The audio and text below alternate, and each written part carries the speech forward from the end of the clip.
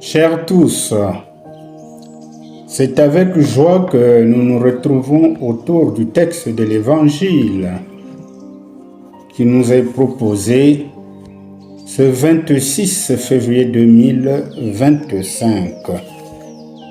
Ce texte est tiré de Marc chapitre 9, les versets 38 à 40.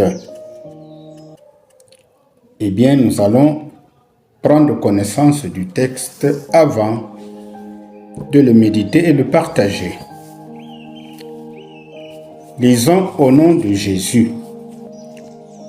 Jean, l'un des 12, disait à Jésus: « Maître, nous avons vu quelqu'un qui chassait les démons en ton nom. Nous lui avons dit de ne plus le faire parce qu'il ne nous suit pas. »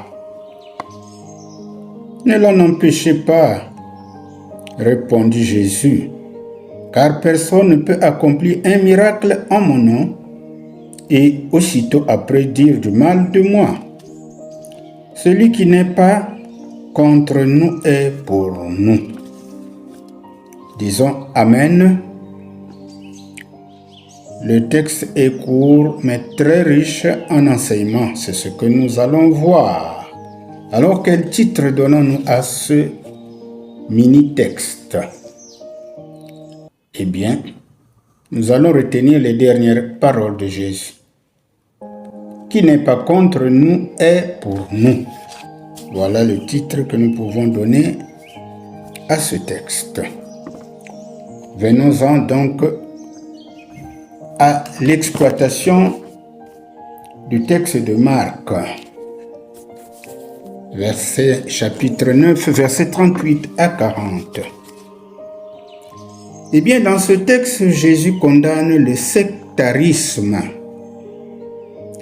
Pendant que Jésus proclame la bonne nouvelle du salut et forme ses disciples, à qui il va confier son Église, il y a d'autres qui proclament l'Évangile et expulsent les démons au nom de Jésus.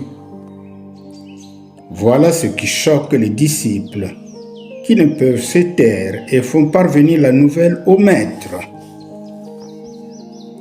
Ce qui pour nous lecteurs paraît être un défi pour Jésus, devient pour lui une opportunité pour éclairer ses disciples.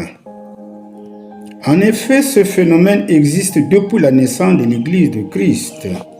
Et aujourd'hui comme avant, certaines églises estiment détenir à elles seules la vraie doctrine chrétienne et que d'autres sont